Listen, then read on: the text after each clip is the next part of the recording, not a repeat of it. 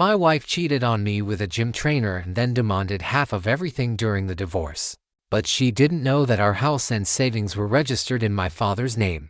I never thought I'd be writing something like this, but here I am. I'm 35 years old.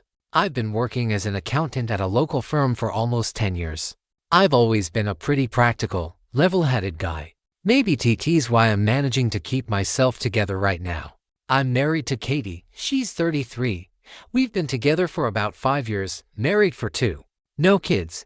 And now that I look back, that's probably for the best. Since we got married, Katie hasn't worked. She used to be in marketing, but after the wedding she decided to take a break and focus on us. I didn't mind. I earned enough to support both of us, and I thought it was temporary. We had a house, decent savings, nothing luxurious, but we lived comfortably. Katie spent most of her time at home, but lately things started to change. It's hard to say exactly when I noticed, but she began to pull away. She stayed out later after meeting friends or going to the gym, stopped showing affection, and got irritated whenever I asked what was going on. At first I thought it was just stress or a rough patch in our marriage, but over time the feeling that something was wrong became unbearable. And damn it, I was right. One evening, while Katie was taking a shower, her phone buzzed, and I accidentally glanced at the screen. The message was from someone named Derek. At first I didn't think much of it, but the wording felt off. Can't wait to see you tomorrow. Babe. I opened the chat, and what I saw confirmed my worst fears. She had been seeing Derek, her trainer, for several months. The messages were explicit, full of future plans, and clearly didn't include me. I froze, staring at the screen. I couldn't believe that the woman I married, the person I trusted, was cheating on me. But instead of rage or despair, I felt empty. Maybe it was shock, or maybe my rational side just kicked in, but I know I had to talk to her calmly. When she came out of the bathroom, I quietly handed her the phone and asked her to explain. At first she tried to deny it, saying, "It's nothing, it's just a joke, not serious." But when I read a few messages out loud, she realized lying was pointless. "I want a divorce," she said without a trace of regret, without apologies or guilt, just cold and distant. She admitted she'd been seeing Derek for a long time and that she was no longer happy in our marriage. She didn't sugarcoat it. She was leaving me for him. But what truly stunned me came next. Without blinking, she started talking about splitting assets. She said she wanted half of everything, the house, the savings, everything we built. On top of that, she claimed she deserved it because she sacrificed her career for mine. The audacity was unbelievable, but I stayed calm. Maybe because everything inside me was already burned out, or maybe because I knew something she didn't. I agreed. I told her that if she wanted a divorce, I wouldn't fight it. She could take half of what she thought belonged to me. She looked stunned. She probably expected yelling or a breakdown, but I wasn't going to give her that satisfaction. What Katie didn't know, and what I didn't feel the need to explain, was that almost all of our assets were in my father's name. You see, my father is a pretty shrewd man. Several years ago, when I started making decent money, he advised me to put all major assets under his name. He explained it as a form of insurance in case something went wrong in the future, debts, lawsuits, or, as it turned out, a cheating spouse. At the time, I didn't think much about it. It seemed like a reasonable financial decision. So when Katie demanded half of everything, I knew she wouldn't get what she expected. On paper, I own almost nothing. A modest bank account, a car in my name, and a few minor things. The house legally belonged to my father. Most of the savings were also in accounts registered to him. Instead of starting a dirty court battle, I suggested mediation. It felt simpler and cheaper for both of us. She agreed, confident she'd walk away with a solid chunk of my wealth. She had no idea that the agreement with my father had existed for years. Honestly, I'd almost forgotten about it myself until the divorce talks began. It's not like I ever planned for this scenario, but I can't deny it. I'm grateful for my father's foresight. The house we lived in formerly belonged to him, as did most of the investments and savings Katie had her eye on. I always lived modestly and never flaunted money, so no one, including Katie, ever questioned it. As soon as the divorce process started, I told my father everything. He wasn't thrilled, Of course, but he understood how important it was to keep things quiet. We consulted a lawyer to make sure everything was solid and legal. It turned out it was. Katie could demand whatever she wanted, but there was nothing for her to take. Almost nothing was legally mine. She wasted no time hiring an aggressive lawyer, one of those sharks who promised to tear everything apart. I hired a calm but experienced attorney who specialized in cases with financial complexities. I didn't want a spectacle, but I also wasn't going to let Katie and her lawyer push me around. The first stage of the divorce was asset disclosure. And, as you can imagine, nothing went according to Katie's plan. I submitted everything required by law, but when she saw how little was listed under my name, her lawyer stopped smirking. You could tell they were both confused, even suspicious, but there was nothing they could do. Everything I provided was true. There were no hidden assets. She started yelling right there, accusing me of lying, hurling insults. But like I said, I showed everything I had. After the stream of accusations and shouting, I stood up and said we'd continue when she calmed down. And now I'm here, because I'm not sure if I did the right thing. I agreed to give her half of everything, knowing she wouldn't get anywhere near what she expected. So before we move on to the update, I want you to share your opinion right now. Do you think the author is right or wrong? And overall, do you think it's normal for a husband to hide the fact that nothing is registered under his name? From a woman's perspective, it could be seen as a very dirty move. The woman ends up completely unprotected. People live together for years. For example, a woman might take care of the household while the man works nonstop, often thanks to her support at home. I'm not even talking about children. In the end, she's left with nothing because of legal tricks like this. I want to be clear. From a guy's perspective, and speaking as a man myself, I can't help but clap in situations like this. But I also have female friends and relatives, and in their case, I really don't like this outcome. For them, I strongly believe this shouldn't happen. There's a reason property division exists in most countries. These fundamental laws are often written in blood. I understand why many guys, myself included, want to think all the success is theirs alone. Like, if it wasn't for me, you'd have nothing, and so on. But if we want healthy birth rates and stable families, women need protection. They need to feel secure, not forced to grind endlessly, knowing they have support and a safety net. The real question is, what should happen when a divorce happens because of cheating? As we know, some U.S. states have fault-based divorce laws that address exactly this.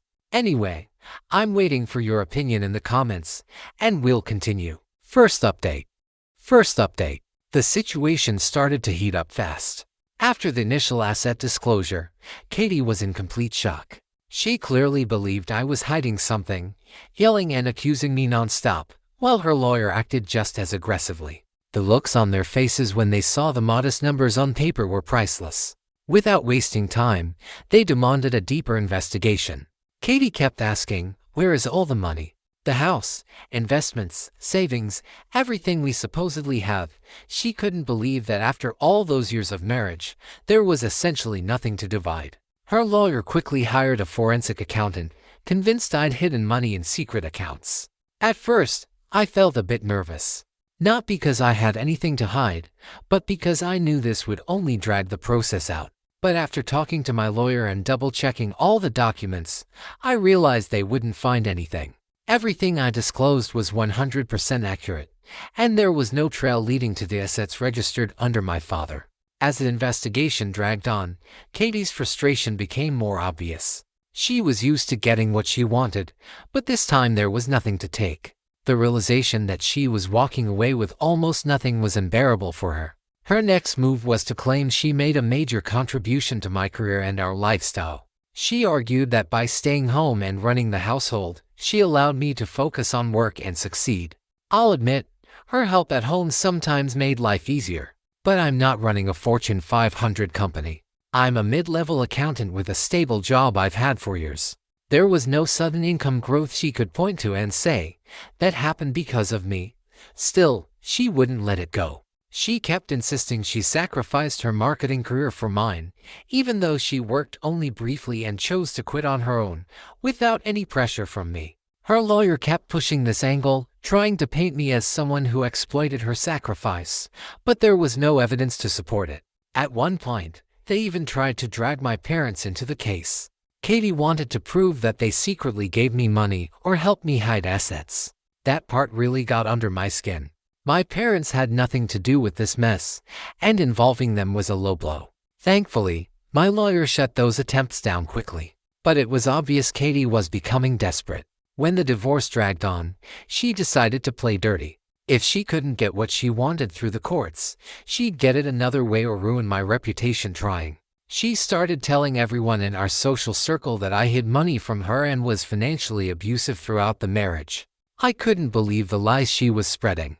Mutual acquaintances told me she constantly complained, claiming I left her with nothing and tricked her into believing we had more than we actually did. She even took it to social media, posting vague but clearly targeted messages about narcissists and betrayal. Some people took her side. There are always those who believe whoever looks like the victim. But most of our close friends knew the truth. They know I wasn't capable of that kind of behavior. It was painful to watch her try to destroy my name just because things didn't go her way. Still, I tried not to take it personally. I knew the truth, and so did the people who mattered. Plus, I had more important things to focus on, like making sure she didn't get more than she was entitled to. While Katie was busy with her smear campaign, I focused on covering my bases. My lawyer and I stayed in constant contact, making sure we had documentation to support my position. I recorded every interaction with Katie, every demand, every accusation. I knew if this went to court, that record would be crucial. I also started gathering evidence of her affair with Derek. Even though infidelity doesn't always have a huge impact on divorce proceedings, I wanted it to be clear that she wasn't the victim here. I had screenshots of their messages, photos together, and even statements from a few of her friends who knew about the affair and kept quiet. It wasn't about humiliating her. I just wanted the truth out in the open. At the same time, I prepared for the inevitable fallout. I knew that once it became clear she wouldn't get half of everything, things would get ugly fast. So I kept my distance, focused on work and my own life, while quietly preparing for the next phase of the divorce. What made things even more interesting was Derek's reaction. When Katie first told him she was leaving me for him, he seemed on board. They had this naive fantasy of starting a new life together. But as the divorce process turned into a nightmare, Derek started pulling away. Turns out he wasn't as in love as she thought. From what I heard, he began having doubts once he realized being with her meant getting dragged into her financial chaos. Katie expected a glamorous new life with Derek, but he wasn't ready for that. Rumors started spreading that he was losing clients at the gym because of the scandal. Apparently, people don't like training with a coach who sleeps with married women. Now Derek keeps his distance, and it's slowly sinking in for Katie that this wasn't a fairy tale, it was an illusion. Sometimes I almost feel sorry for her. Then I remember everything she did. My feelings are mixed. On one hand, I feel a sense of satisfaction.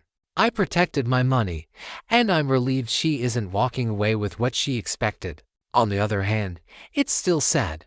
This was my marriage. I once loved her and believed we were building a life together. Watching it all collapse is painful, even when you know it's for the best. Second update. Since my last post, things have gotten even crazier. Katie is unraveling, and it's starting to show in the worst ways. She's clearly realized she won't get the payout she expected, and now she's trying to turn my life into hell. Her latest move was threatening to destroy my career and reputation at work.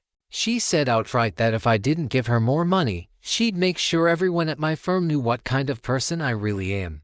At first, I didn't understand what she meant, but it became clear when she started showing up at my office unannounced. The first time, she acted calm, pretending she just wanted to talk. When I told her there was nothing left to discuss, she snapped. She raised her voice, shouting things like, "I'll tell everyone the truth about you." Luckily, I managed to get her out of the building before it turned into a full-blown scene. But it was obvious she was becoming unpredictable. Still, all of this was exhausting, and I wasn't sure how much longer I could hold out before everything finally ended up in court. As for the legal proceedings themselves, we already tried mediation twice, and both attempts ended in disaster. The first session lasted maybe 20 minutes. Katie refused to back down from her demand for half the house and the savings. My lawyer calmly stated the facts. The house was registered under my father's name. There was far less money than she believed. But Katie refused to listen. She jumped up, accused me of lying, and claimed the mediator was biased. The second attempt went no better. This time, she showed up with a list of completely unrealistic demands: full ownership of the house, half of all savings which barely existed, and alimony for at least 5 years. When my lawyer once again explained that none of this was legally owed to her, Katie lost control. She started screaming that she sacrificed everything for me and that I was leaving her with nothing. I sat there, forcing myself to stay calm, but inside I was boiling. She was the one who cheated. She was the one who wanted to leave. And now she was acting like I had ruined her life. It was unbelievable. After that meeting, it became clear this divorce would end in court, whether I liked it or not. On top of that, Katie started borrowing money from family and friends to cover her legal fees. Clearly, she hadn't expected the divorce to drag on this long, and now she was running out of cash. I have no idea how she planned to keep paying her aggressive lawyer, but that was no longer my problem. The more desperate she became, the more unpredictable her behavior grew. Mutual acquaintances told me she spent most of her time at home, complaining to anyone who would listen that I had destroyed her life. It got to the point where even her own friends started distancing themselves, exhausted by the constant drama and her repeated attempts to play the victim. Everything Katie expected to gain from this divorce was slipping through her fingers. Meanwhile, I focused on staying calm and acting strategically. Every time she made a new accusation or demand, I responded with evidence. Every financial document her legal team requested, I provided. I had nothing to hide. My lawyer made sure we followed the law down to the smallest detail. The same couldn't be said for Katie's side. I also did everything I could to protect my parents' privacy. Her attempts to drag them into this madness filled me with anger, but thankfully, there were legal safeguards preventing her from accessing their financial records. Even so, the fact that she went this far showed just how desperate she was. She seemed to believe that if she dug deep enough, she'd uncover some hidden treasure. But there was nothing to find. Third update. The day of the court hearing finally arrived, and the atmosphere was tense. Katie testified first, and she immediately went on the offensive. She made it clear she believed I had been hiding assets from her all along. She accused me of manipulating finances, hiding money in secret accounts, and lying about our real situation. She was emotional, presenting herself as a victim who had been left with nothing after sacrificing her career for mine. At one point, she even broke down in tears on the stand, talking about how she trusted me completely. According to her, I betrayed her and took everything away from her. But the turning point came when my lawyer presented evidence of her affair with Derek. Once the messages, photos, and details of their relationship were shown, the jury, the judge, and everyone in the courtroom understood exactly what was going on. The image of the helpless victim she worked so hard to build began to crumble in real time. She tried to defend herself, claiming it was a mistake and irrelevant to the divorce, but it was too late. Her credibility collapsed. It became obvious that her financial demands were driven by nothing but greed. When it was my turn to testify, I stayed calm and stuck strictly to the facts. My lawyer had prepared me well, and I knew that showing emotion or trying to justify myself would only hurt my case. I explained how my assets were placed under my father's name years ago, how I fully disclosed all finances, and how I tried to resolve everything peacefully through mediation. I also spoke about her threats, her erratic behavior, and the smear campaign she carried out both privately and publicly. My lawyer presented documentation backing up every claim and proved that none of her accusations had merit. The truth was clear. The house belonged to my father. Our savings were modest. There was no secret stash of money she could claim. The judge seemed to appreciate my restraint and honesty. I didn't try to paint Katie as a villain, but I didn't sugarcoat reality either. Several key witnesses testified, and their statements settled everything. My father testified first. He explained the financial arrangement we made years ago, confirmed that the house and investments were under his control, and stated clearly that these assets belonged to him, not me. He made it clear that Katie had no legal rights to them. Next, a colleague from my workplace testified. Katie's legal team tried to suggest I received under-the-table payments or hidden bonuses, but my coworker quickly shut that down. He confirmed I had a stable salary and no additional income sources. Those testimonies proved decisive, showing that Katie's accusations were unfounded. The judge concluded there was no conspiracy, just a transparent, well-structured financial setup that Katie never bothered to understand. After several days of testimony and legal arguments, the judge finally delivered the verdict. Hearing that the ruling was in my favor was an enormous relief. Katie's demands for half the house and savings were completely denied. The judge ruled that since the house and most assets belonged to my father, Katie had no claim to them. The only thing she was awarded was minimal spousal support for a short period, barely enough to cover her legal fees, let alone the lifestyle she expected. The judge specifically noted that her infidelity and lack of contribution to the family finances played a role in the decision. When the judge finished reading the ruling, it felt like a massive weight lifted off my shoulders. Months of stress, accusations, and fear of losing everything disappeared in an instant. I knew I was legally in the clear.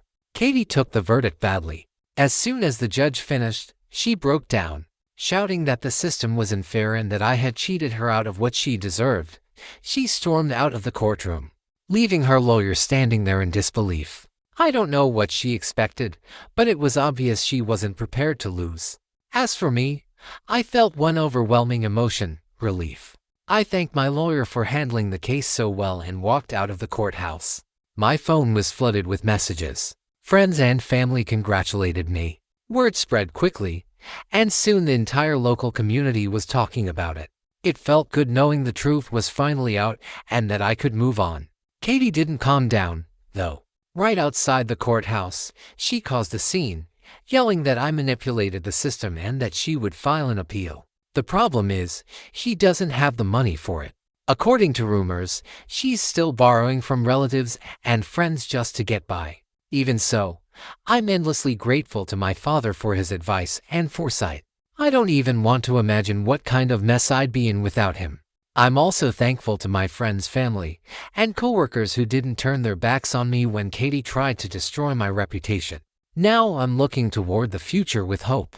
I know it will take time to fully recover emotionally and financially, but I'm ready to move forward. This experience taught me a lot, and I won't make the same mistakes again. Right now, I just want to return to a normal, peaceful life. That's it. Thanks for listening to this story until the end. Check out our previous videos right here, and don't forget to subscribe to the channel if you haven't already. Good luck.